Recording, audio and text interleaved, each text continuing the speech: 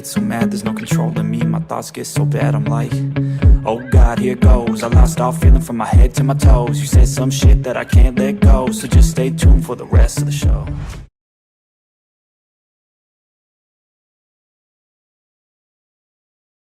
Thank you so much for joining me, Joe. I know there's been a bit of controversy on Twitter, and it's an ongoing thing. I think, and you know what's really nice is that people care. We wouldn't have these issues if people didn't care, so I quite like it. But thank you for. I know you're really busy, and I know you've got a travel schedule ahead as well. So I really appreciate you taking the time. But Yeah. No, thank you so much. I mean, I think that first off, thank you for even just, DMing and saying, hey, you want to come on the show and just have this conversation? Because I think you're right. That's the thing is, while it's not fun to go through this, it obviously shows that it's needed, right? And these conversations have to be had. And I'm going to go straight for the phrase that first kind of started and triggered the initial conversations, because I think partly it's really hard in one tweet to get across a sentiment, and sometimes people, and it's like getting an email or anything written, you're not receiving it from the person, you're receiving it from where you are. So you're reading it with wherever you're at in life or on that day even, and something that may upset you one day won't upset you another day. But it's, there's a lot that I think we need to just take into consideration and say, okay, was this the intention? So I'm going to go straight for the phrase that some people liked, some people didn't like, the big boy pants. And I have a friend who constantly tells me about big girl pants as well. But anyway, whatever gender the pants are.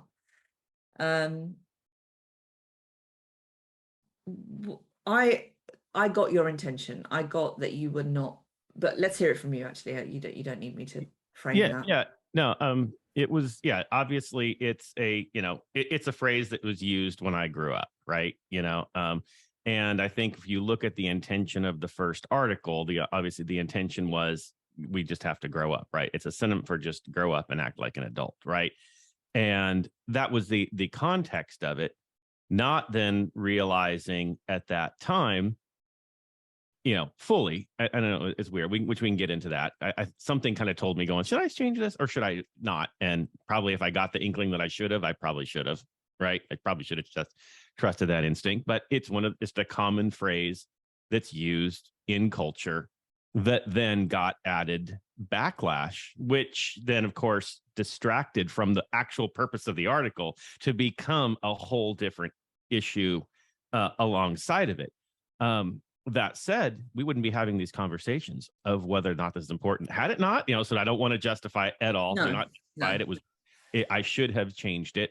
I definitely should have used a different phrase. And it's one of those things where you just start to recognize that there are different, people are impacted in different ways, right, by these things. And it's the way it comes across, because if you know me and we're having a conversation and you use the phrase in a relaxed environment where you know the person, it has a very different meaning and framing to when it's in an academic,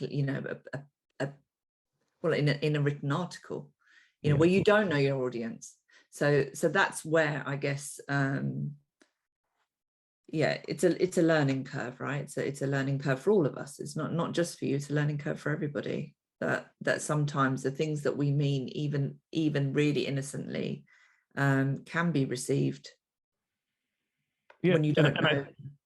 And I think that's the thing. If you see the kind of both the backlash and the support, I mean, I'll definitely say, while the backlash was very harsh, it was probably only 5%. 95% said there's nothing wrong with it. Everyone knew your intention. Everyone, like, that was, but it was that extra bit. And that was really where I think the conversation needs to go is, how can we be aware of that 5%? I don't live in some circles, right? I would never be aware of certain amount. And I'm trying to say everything I'm saying without trying to also justify the action, but also to be completely honest, how could I know? As I say in the follow-up article, how far do you vet to know that point, you know, a 0.5% might get something when you don't ever live in those circles to even know it Yeah. could be an issue, right? Yeah. And I think you're right. It did detract from your article, which you know, I've spoken to a few different people about allyship and actually looking around the industry and picking our battles. There are some pockets of our industry that can't do good. You know, they just can't. No matter what they do, they're attacked regardless.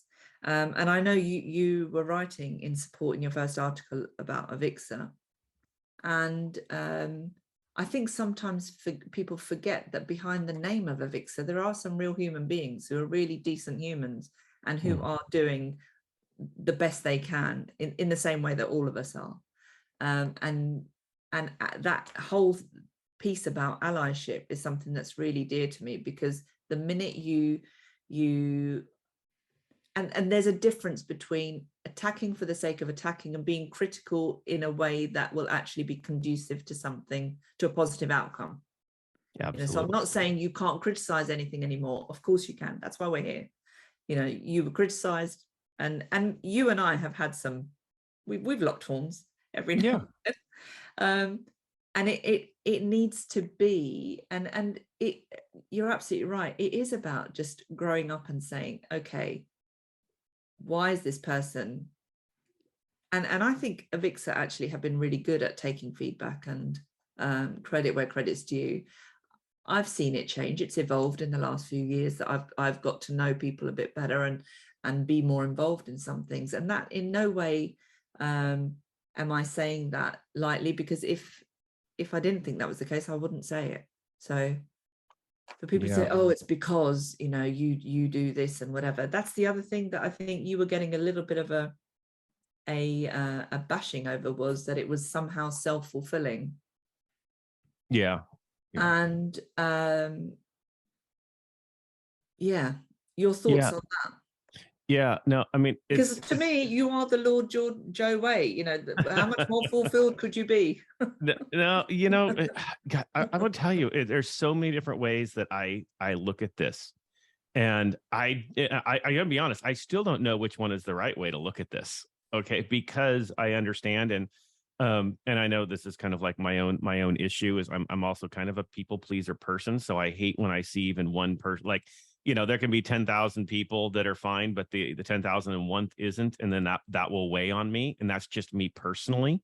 Yeah. You know, and that was the hardest part of all of this, was going, oh, I hurt people who I didn't mean to hurt. Like, that's not what, you know, and that's why I hope, you know, when I wrote the follow-up as a, you know, here's my formal apology for doing that. And I had people that DM'd me in like, almost like you were saying, very good ways of, Joe, I can't believe you said that, but let's talk and kind of like, so you can understand. And that's the right way to handle it, and say, look, let's learn from this. Let me help you understand why some groups wouldn't think this is appropriate, which I get. I mean, that's not rocket science to figure out why big boy pants in our modern culture could be bad, right? I get it. But then you go, okay, I know I didn't have any bad intentions, right? Like, there was no sense of, and that's where you go, okay, well, do people really think I'm like an evil person?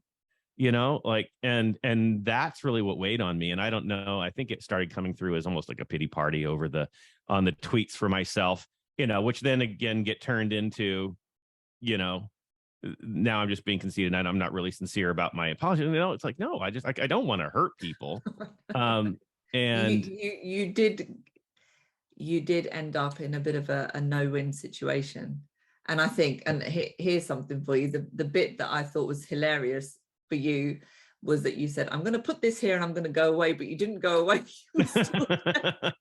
Well, I did for a day, because I was on vacation. I just had a release date. So technically I let it stew for 24 hours before I came back from vacation. I probably should have, you know, held off on the release date. Not like it really mattered and the world would have come to an end. No. And therein lies the thing, right? So are we actually saying to the world that all historical phrases are banned forever. There are some that are at the extreme end and some that are really not. So obviously that there are certain languages, there are certain titles that were very, very derogatory that were given to certain groups, whether that was due to their ethnicity or their sexuality, whatever. Of course, we should try to eliminate those from common language. But where you're making a reference point to something that is, for example, taken from literature, or you almost need to, I think this is purely my opinion, you almost need to keep it alive to remind people why it is offensive. Yeah.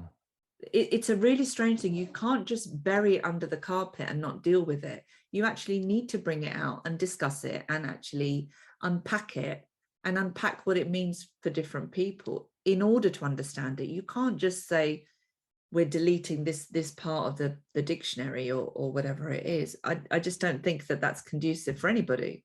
I really don't. And I think that it comes down to what you're talking about is understanding things in the context and time, right? And like you're saying, you don't need to delete every, say derogatory frame or phrase from the dictionary, but you can add a line that says this is no longer used in common and has a historical past of meaning XYZ, right? Yep. So that people understand. I think that's where it comes to, is like, once you know, then should you then adapt, because now know, right, that could be a problem. And mine is yes. So like the way I look at this is going, I know there was no, with this phrase or just in general. I have a good heart. I don't want to hurt people. I knew that I didn't mean anything wrong with it. It could have been a better choice, 100%. But I also look at, I am a public person. I do run an organization. I do have my own podcast. I do, especially with Hetma, I'm representing as the chair hundreds of tech managers. I actually personally think I have a responsibility to be aware of those things. And now that I'm aware of a certain one, I won't do that again. I don't ever slow up, no, I don't take shit. I got no love for the fakeness. If you wanna play tough and wanna hate this, I'll always show up. I don't ever slow up, no I don't take shit. I got no love for the fakeness. If you wanna play tough and wanna hate